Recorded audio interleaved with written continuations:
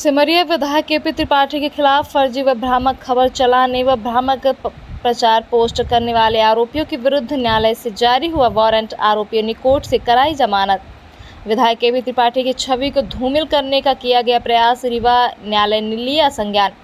धारा 501 न्यायालय में स्टैंड हुआ केस। खबर मध्य प्रदेश के रीवा जिले से, जहां रीवा जिले के सिमरिया विधानसभा क्षेत्र के बीजेपी विधायक केपी त्रिपाठी के खिलाफ लगातार विरोधियों के द्वारा षड्यंत्र रचे जा रहे थे। वहीं विधायक केपी त्रिपाठी के खिलाफ शहाबुद्दीन जैसे शब्दों का प्रयोग सोशल मीडिया में किया गया था एवं तथाकथित यूट्यूबरों द्वारा प्लांट करके भ्रामक खबरें चलाई गई थी, जिस पर विधायक केपी त्रिपाठी के द्वारा न्यायालय की शरण ली गई। तो रीवा न्यायालय ने आरोपियों के विरुद्ध मानहानि का धारा 501 का मुकदमा लगाया और तथाकथित यूट्यूबर व एक अन्य आरोपी के विरुद्ध वारंट भी जारी किया था। हालांकि आरोपियों ने वारंट जारी होने के बाद रीवा न्यायालय के से जमानत करवा ली है। वहीं सिमरिया विधायक केपी त्रिपाठी के अधिवक्ता शशि भूषण दयाल उपाध्याय ने, आइए जानते हैं कि पूरे मुद्दे को लेकर क्या कुछ कहे हैं। देखिए, सिमरिया विधायक केपी त्रिपाठी जी के विरुद्ध ये प्रमोद शर्मा और विराट न्यूज 24 की जो संपादक हैं अनीता पांडे द्वारा पहले भी झूठी खबरें चलाई गई थी। अब वो खबरें, उन खबरों के पीछे कोई एविडेंस नहीं थी, कोई साक्ष्य नहीं थी और उनको उन खबरों में तरह तरह का भूमाफिया दिखाया गया, अपराध कारित करने वाला दिखाया गया। तो उस पर हमने कोर्ट में एक प्राइवेट कंप्लेंट फाइल किया धारा 501 के अंतर्गत, जिस पर कोर्ट जो भी डॉक्यूमेंट्स जो भी न्यूज़ इन्होंने चलाई थी वो सब डॉक्यूमेंट हमने कोर्ट में प्रस्तुत किए और कोर्ट ने प्राय फेसी ये माना कि ये जो न्यूज़ चलाई गई है ये सिर्फ सिमरिया विधायक केपी त्रिपाठी जी की प्रतिष्ठा को गिराने के लिए और क्षेत्र में उनकी प्रतिष्ठा को समाप्त करने की चलाई जा रही है। और कोर्ट ने प्राय फेसी ये मानते हुए ये प्रमोद शर्मा और अनीता पांडे के ऊपर धारा 501 के अंतर्गत ये कॉग्निजेंस लिया है 26/3/2022 को। ये कॉग्निजेंस आर्डर है और इस पर कोर्ट ने कहा है कि इनको प्रथम दृष्टया प्राय फेसी इनको आरोपी माना है। यहाँ पे लिखा है कि अनावेदक गण के विरुद्ध धारा 501 भारतीय दंड विधान के अंतर्गत संज्ञान लिया जाता है।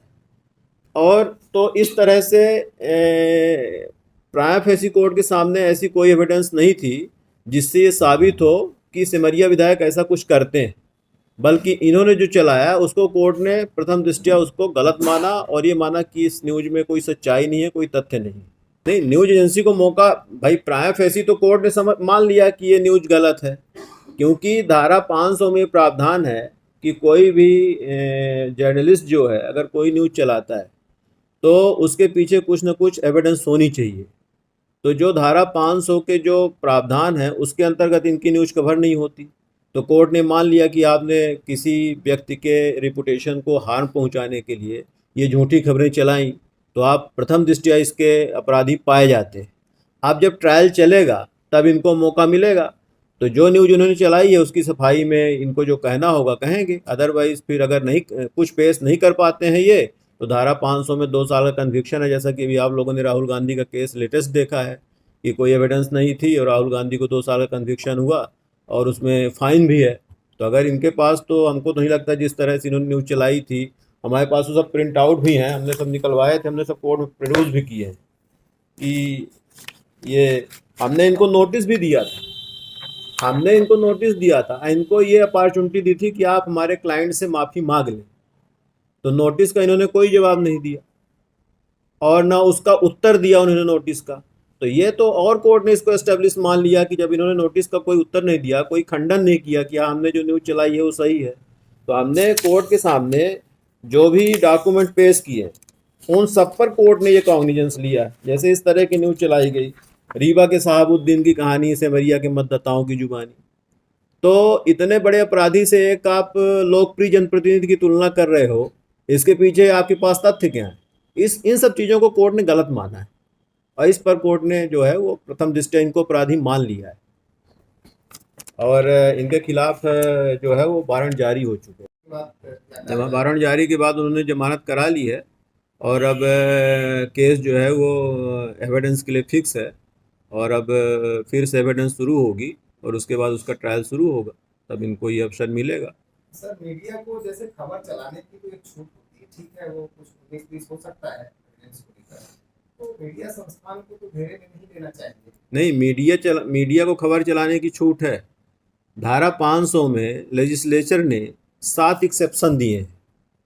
एक्सेप्शन क्या है कि जो ऐसी न्यूज जो पब्लिक पॉलिसी से रिलेटेड उसको आप चलाइए, ऐसी न्यूज जो सोसाइटी से रिलेटेड हो उसको आप चलाइए, उसमें आपको धारा 500 501 के अंतर्गत प्रोटेक्शन मिला हुआ है।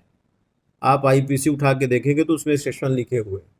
पर ऐसी न्यूज जो किसी के रिपुटेशन को हार्म करती हो, जो किसी के सोशल रिपुटेशन को हार्म करती हो, ऐसी न्यूज में आपको प्रोटेक्शन नहीं है। इस पर सुप्रीम कोर्ट ने भी कहा है, आप जर्नलिस्ट हैं पर आपको ये अधिकार नहीं है। जैसे हम आपको आपके खिलाफ हम कोई न्यूज़ चला दें कि आपने ऐसा काम किया, तो उसके पीछे बेस क्या है? ये न्यूज़ ना सोसाइटी से रिलेटेड, सोसाइटी रिफॉर्म से रिलेटेड है, ना पब्लिक पॉलिसी से रिलेटेड है। तो अगर हम ये न्यूज़ चला रहे हैं कि फला व्यक्ति शहाबुद्दीन है या कि फला व्यक्ति चोरी करता है, तो वो चोरी करने वाला व्यक्ति के पीछे हमारे पास बेस क्या है?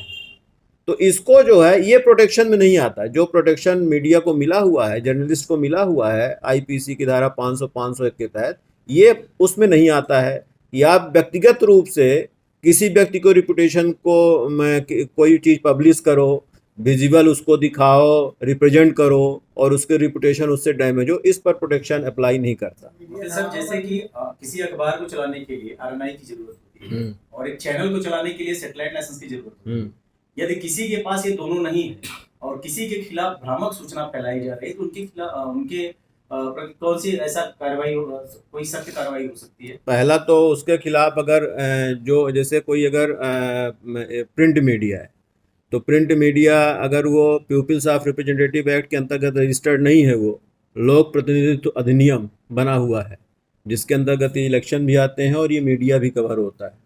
तो अगर वो अखबार वहाँ से रजिस्टर्ड नहीं है तो उस पर आप, इस तरह का कोई अखबार है तो उसके खिलाफ आप कोर्ट जा सकते हैं कि ये जो है वो लीगली रजिस्टर्ड नहीं है, इसकी इनको सीज किया जाए और जो इन्होंने न्यूज़ चलाई है ऐसी इनको सबको इनवैलिड मानते हुए इनके ऊपर कार्रवाई की जाए। जो इलेक्ट्रॉनिक मीडिया है, तो अगर ये भी रजिस्टर्ड नहीं है और उस रिक्वायरमेंट को फुलफिल नहीं करती